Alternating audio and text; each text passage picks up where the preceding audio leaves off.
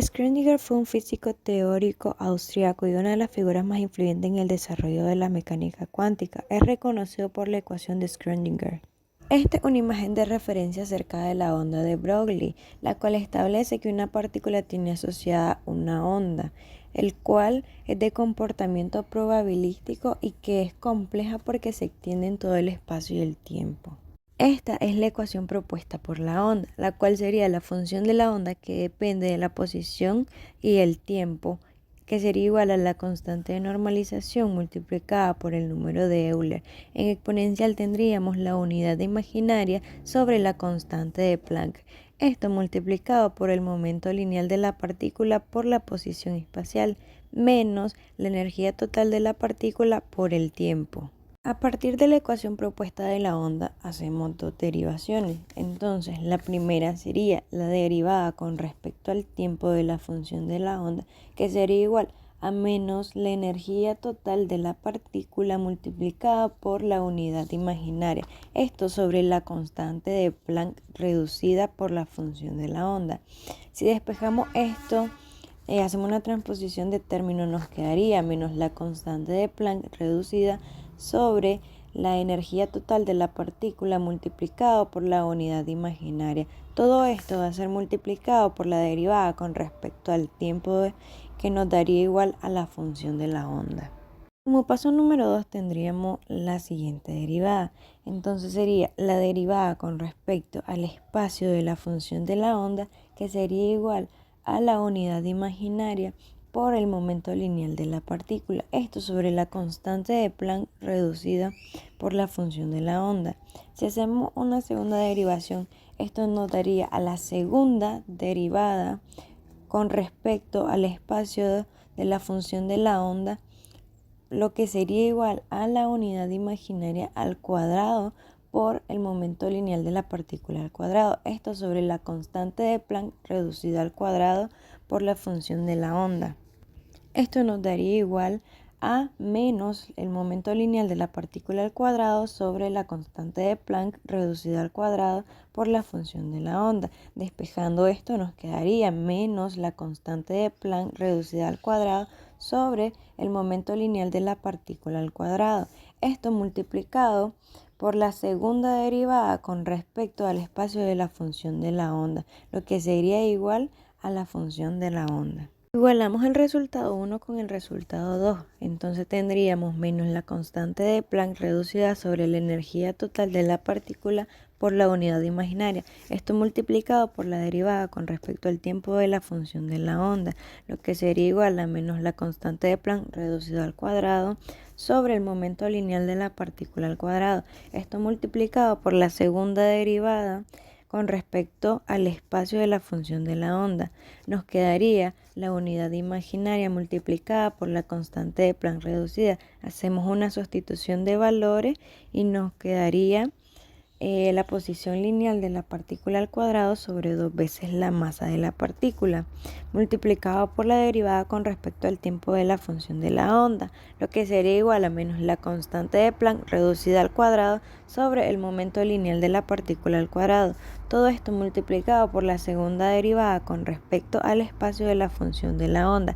Como en ambos casos tenemos p cuadrado, lo que hacemos es eliminarlo y nos quedaría la unidad imaginaria multiplicada por la constante de Planck por la derivada con respecto al tiempo de la función de la onda, lo que sería igual a menos la constante de Planck reducida al cuadrado sobre 2 veces la masa de la partícula. Esto multiplicado por la segunda derivada con respecto al espacio de la función de la onda. Esta es la ecuación de Schrödinger, dependiendo del tiempo de una dimensión para una partícula libre.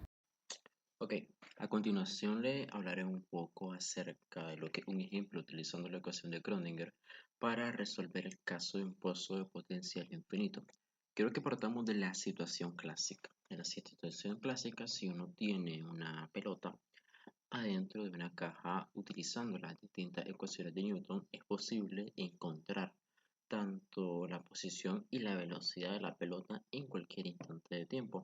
Sin embargo, si uno se va a la situación microscópica, la situación atómica incluso, a escalas muy pequeñas, estas ecuaciones no son válidas y es necesario hacer uso de las herramientas de la mecánica cuántica. Entonces nosotros vamos a definir como pozo de potencial infinito aquella situación física en la cual la partícula solamente puede estar encerrada en una región. En este caso la denominamos entre la región x igual a 0 y x igual a, donde U de x representa la función de energía potencial de la misma. Por lo tanto, haciendo uso de la ecuación de Schrödinger, en este caso, esta versión de la ecuación donde no es nada más que una representación de la conservación de la energía mecánica, donde U de x representa la energía potencial y el operador h barra entre 2m representa la energía cinética, es posible encontrar una función de probabilidad, que en este caso es psi de x, para encontrar la probabilidad de tener la partícula en una determinada posición del eje X. Para ello lo que se va a hacer es determinar o dividir entre regiones R1, R2 y R3. En R1 se considera la energía potencial, en este caso menos infinita, en R3 la energía potencial se considera infinita, por ende la partícula va a estar confinada en esta región R2.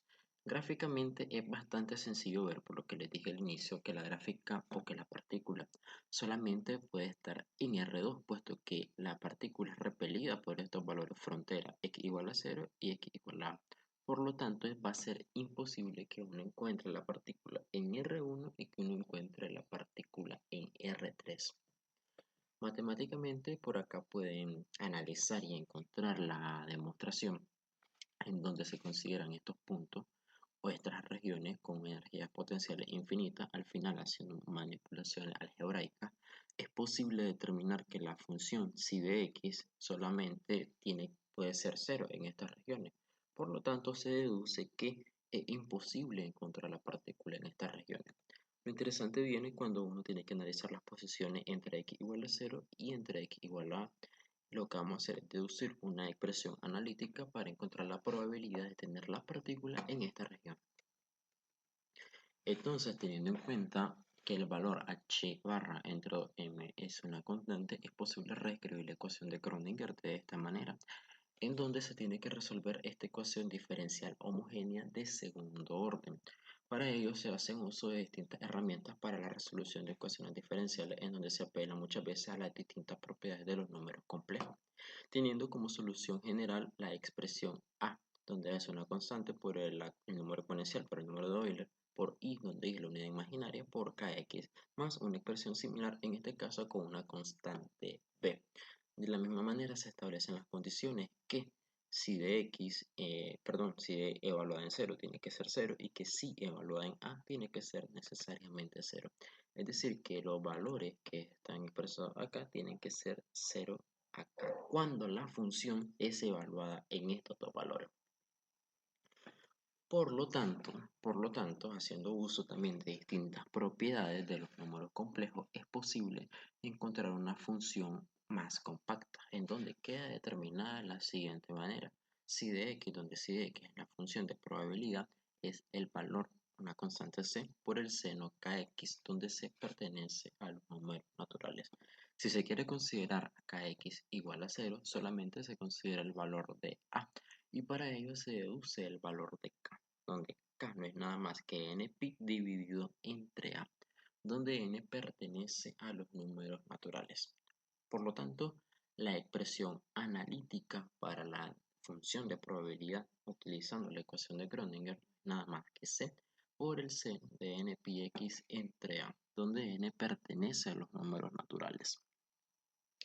Ahora, si uno quiere ser un poco más profundo al momento de analizar y quiere encontrar el valor de la constante c, tiene que utilizar distintas herramientas para integración, teniendo en cuenta también que la función de probabilidad es el valor de encontrar la partícula en ese lugar, donde obviamente el valor de toda la probabilidad tiene que ser 1. Por lo tanto, al tomar el cuadrado del módulo de la función de onda, simplemente se obtiene esta ecuación, que es posible resolverla tanto utilizando los distintos métodos de integración como los de diferentes sistemas algebraicos computarizados para la resolución de integrales. Al final de cuentas, lo que se tiene al integrar en el intervalo 0 a a es que el valor de c no es nada más que la raíz cuadrada de 2 entre el valor de a. Por lo tanto, la probabilidad de encontrar la partícula en la región de interés, que en este caso era la región 2, no es nada más que esta expresión analítica que acabamos de resolver utilizando la ecuación de Schrödinger. Entonces, este método será a través de los operadores y funciones propias. Entonces, de igual manera, siempre se trabaja con el potencial igual a cero, que es para partículas libres, que no están dentro de regidos por una fuerza externa. Y pues los operadores que se van a utilizar son estos, que al fin y al cabo, pues haciendo la multiplicación de estos operadores, nos da el resultado del laplaciano en coordenadas polares, que es con lo que vamos a trabajar esta vez. Entonces, de igual manera, en vez de utilizar el laplaciano en coordenadas polares, se va a utilizar los dos operadores que estamos definiendo de esta manera. Ustedes pueden comprobar haciendo la multiplicación de cada uno de ellos para que se haga la comprobación de que nos da ese mismo número.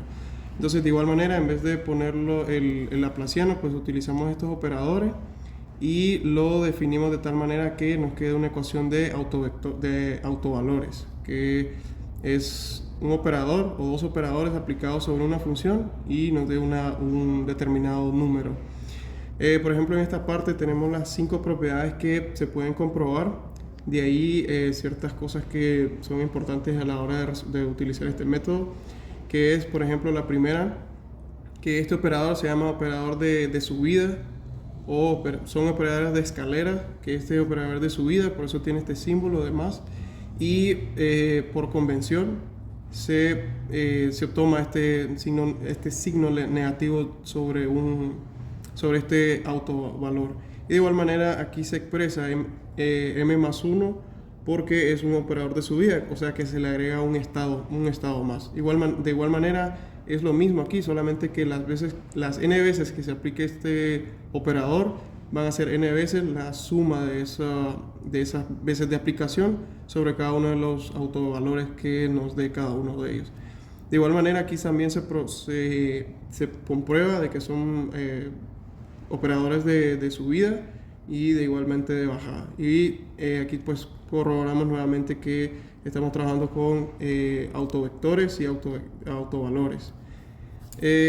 Esa es la primera parte de definición para entender este método. Y otra cosa importante es las etiquetas de alfa y m. Alfa es un número que está asociado con la energía que se definió en esta parte.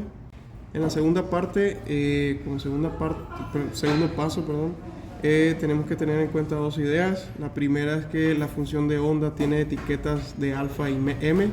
M en todo caso sería el número de onda de la misma onda, y alfa serían los valores de la energía de cada uno de los estados. Y de igual manera pues utilizar un truco de las teorías de perturbación utilizando una serie de Taylor, que se define las series de Taylor de esta manera. En esta parte pues se puede tomar en cuenta de que este operador es el operador laplaciano, que pues se sustituye en la próxima parte del método.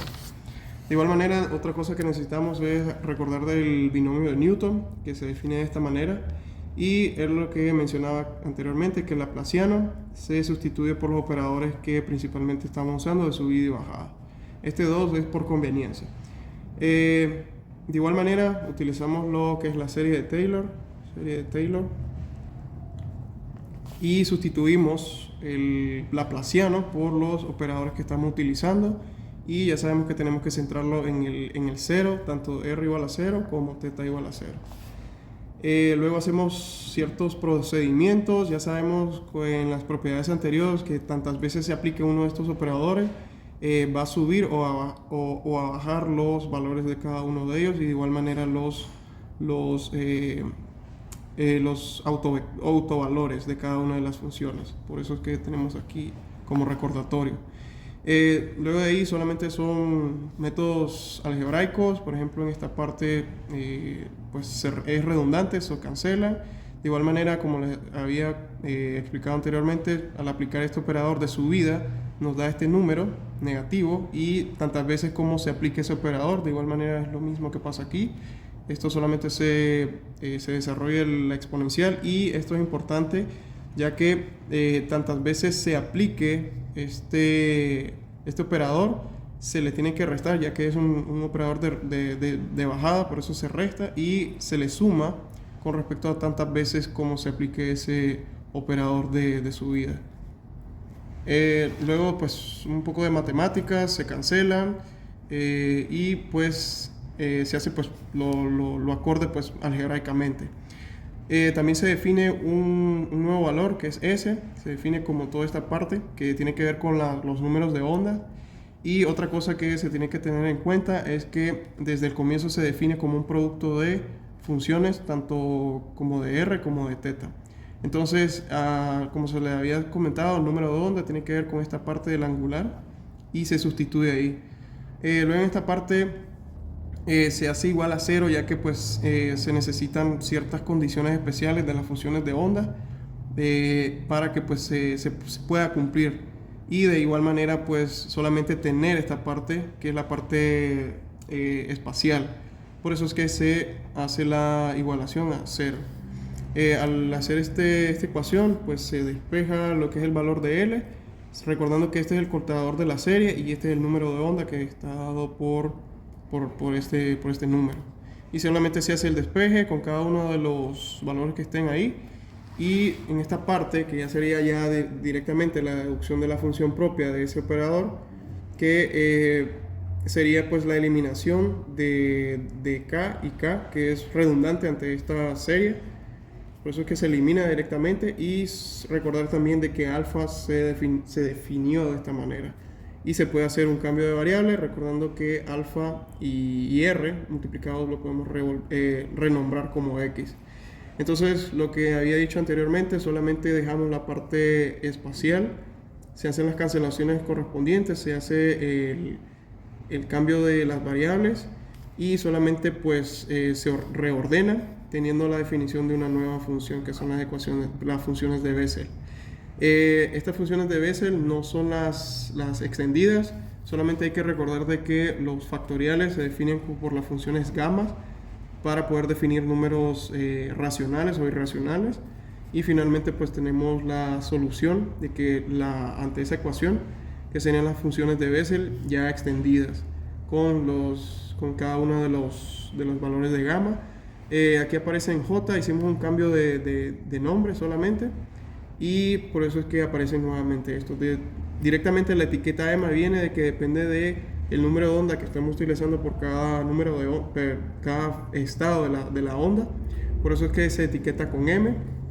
Es decir, que por cada estado hay una función de onda o hay una función de Bessel asignada, y desde el comienzo se define de que esta sería la función inicial R de R, que pues tiene su propio nombre, que serían las funciones de Bessel por la parte angular.